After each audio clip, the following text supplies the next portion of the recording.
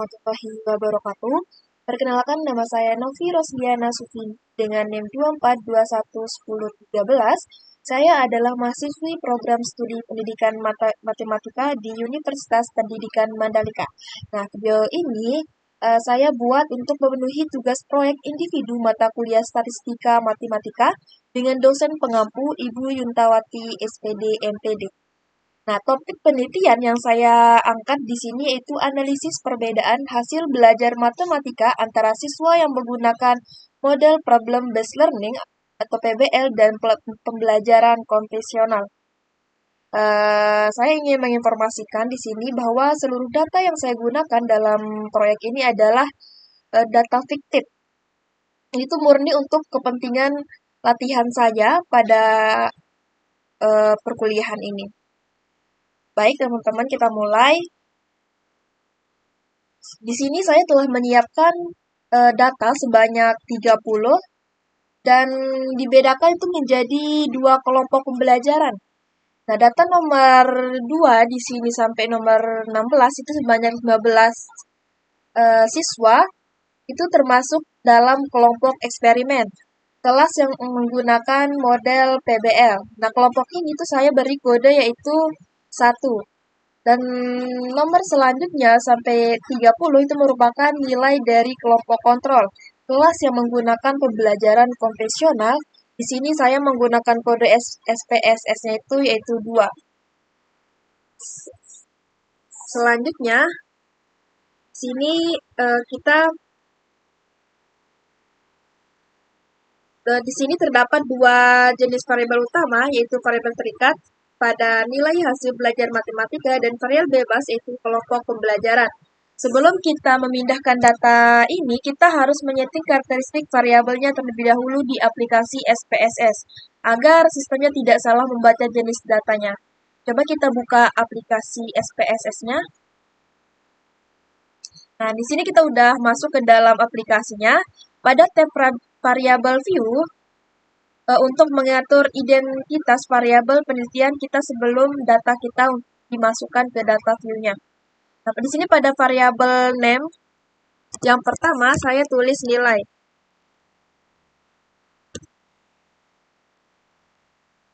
Kita enter. Terus pada desimalnya di sini kita turunkan menjadi 0. Kenapa? Karena data nilai hasil belajar yang saya miliki di Excel itu semuanya berbentuk bilangan bulat utuh tanpa pecahan desimal di belakang komanya. Sehingga merubahnya itu menjadi 0 akan membuat tampilan data itu rapi begitu loh. Dan labelnya di sini saya menggunakan nilai hasil belajar matematika. Hasil belajar matematika.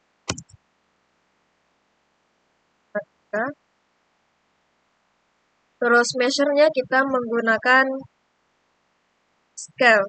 Selanjutnya, pada name yang kolom kedua, kita tulis kelompok. Desimalnya juga harus 0. Kita turunkan terus. Pada labelnya, di sini saya menggunakan kelompok responden. Terus, di value-nya itu,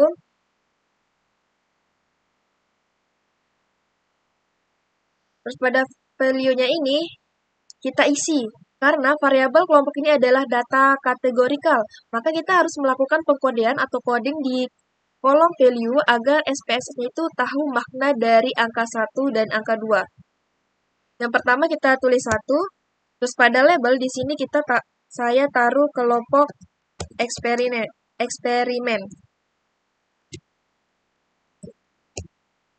ADD, terus yang kedua, angka 2, terus label di angka 2-nya itu adalah kelompok kontrol.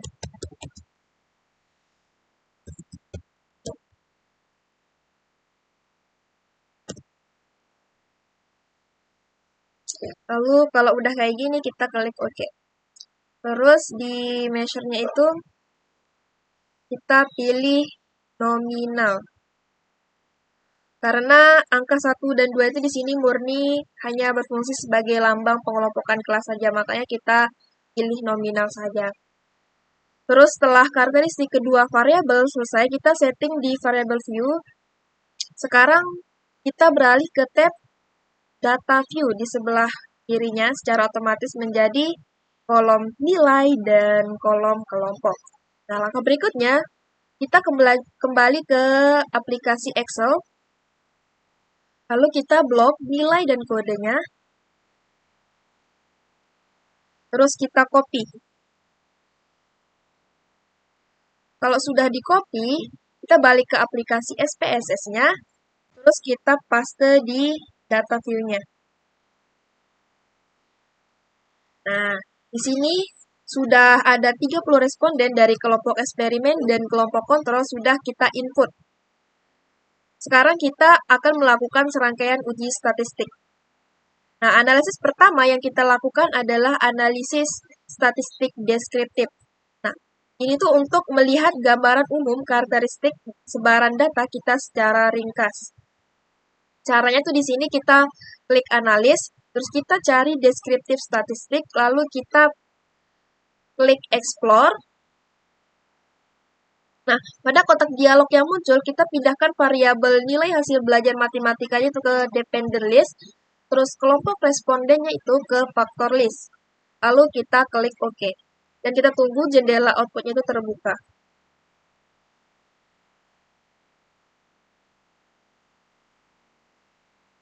Nah, di layar output ini sudah muncul hasilnya.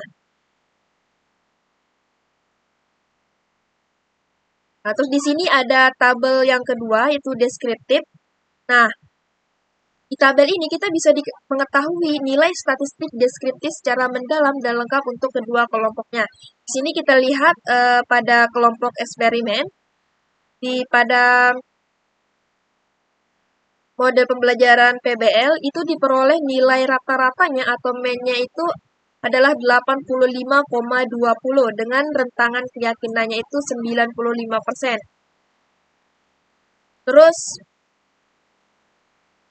dan untuk kelompok kontrolnya di sini nilai rata-ratanya atau mean-nya itu 71. Nah, dari data deskriptif ini terlihat rata-rata hasil belajar kelompok eksperimen yang diajarkan dengan model PBL yaitu 85,20 lebih tinggi daripada kelompok konvensional yaitu dengan nilai 71,00.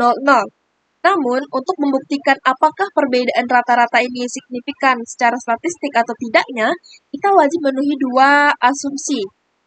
Berarti kita harus melakukan 2 kali uji asumsi dasar dulu, yaitu uji normalitas dan uji homogenitas. Nah, jadi kita kembali lagi ke data view-nya tadi.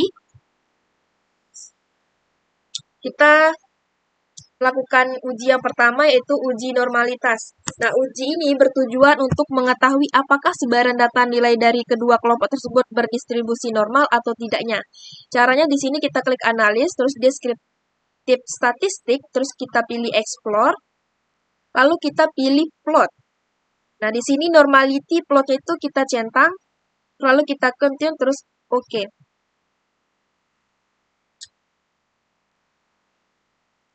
Nah, sekarang kita lihat hasil outputnya pada tabel test of normality-nya di sini.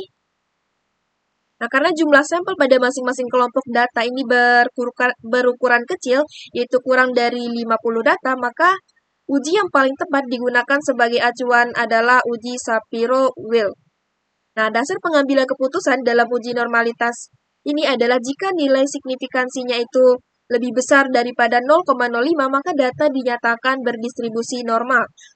Coba kita perhatikan di sini pada kolom SIG-nya, di bagian uji Shapiro-Wilk, untuk kelas eksperimen diperoleh nilai signifikansinya itu sebesar 0,752. Itu tuh lebih besar dari 0,05, maka data hasil belajar kelas eksperimennya itu dinyatakan berdistribusi normal. Dan untuk kelas kontrol di sini diperoleh nilai signifikansinya itu sebesar 0,971 itu juga lebih besar dari 0,05, maka data hasil belajar kelas kontrol dinyatakan berdistribusi norma. Nah, jadi kesimpulannya di sini karena kedua kelompok data memiliki nilainya itu lebih besar dari 0,05, maka kita asumsikan normalitas dalam penelitian ini telah terpenuhi. Terus selanjutnya kita akan melakukan uji homogenitas. Nah, uji ini bertujuan untuk mengetahui apakah varians data dari kedua kelompok tersebut memiliki sifat yang sama atau homogen. Langkah yang pertama kita klik analis, terus deskriptif statistik, terus kita pilih explore, terus bagian plot. Nah, sekarang normality-nya plot ini kita tidak centang. Kita itu pilih di spread PS level with level intensity, kita pilih power estimation, terus continue, kita pilih OK. Nah, sekarang kita perhatikan tabel output bernama test of homogeneity of variance. Nah, sesuai standar analisis, kita fokus tertuju pada baris pertama yaitu based on mean atau berdasarkan nilai rata-ratanya. Di sini, dasar pengambilan keputusan uji homogenitas adalah jika nilai signifikansinya itu lebih besar dari 0,05, maka varians data dinyatakan homogen.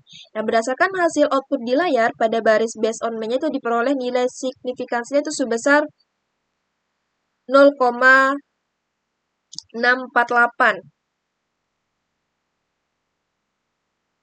Maka itu tuh lebih besar dari 0,05, maka dapat disimpulkan bahwa varians data hasil belajar matematika antara siswa kelas eksperimen dan kelas kontrol adalah homogen. Nah, dengan terpenuhinya asumsi normalitas dan homogenitas, kita bisa melanjutkannya ke uji hipotesisnya.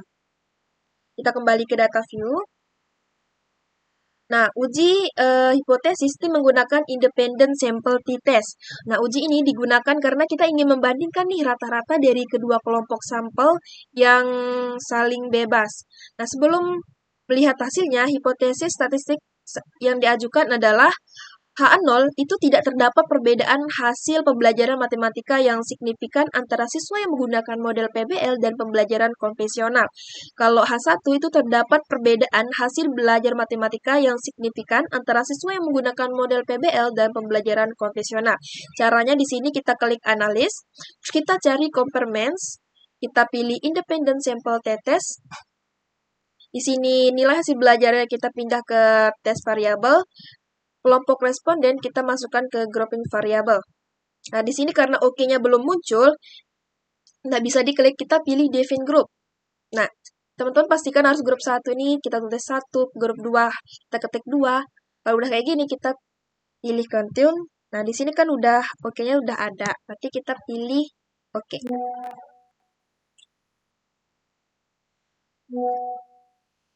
Nah, di sini teman-teman kita lihat sudah muncul tabel independent sample t-testnya karena pada uji asumsi sebelumnya data kita terbukti homogen nih. Maka baris data yang kita baca adalah baris pertama itu baris equal variance yang ini. Fokus utama kita adalah melihat nilai pada kolom signya atau signifikansi dua arahnya. Dasar pengambilan keputusan dalam uji T ini adalah jika nilai signya itu lebih kecil dari 0,05, maka H0-nya itu ditolak dan H1-nya itu diterima. Artinya ada perbedaan signifikan. Bisa kita lihat bersama di layar.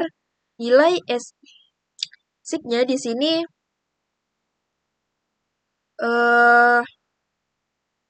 sebesar 0,01.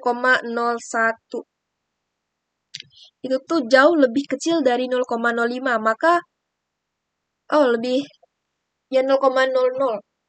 Berarti 0,0 itu kan lebih kecil dari 0,05, maka keputusan statistik yang diambil secara mutlak adalah H0-nya itu ditolak dan H1-nya itu diterima. Oleh karena itu, jawaban atas rumusan masalah pada proyek ini kita dapat simpulkan bahwa terdapat perbedaan hasil belajar matematika yang signifikan antara siswa yang menggunakan model PBL dan siswa yang menggunakan pembelajaran konvensional.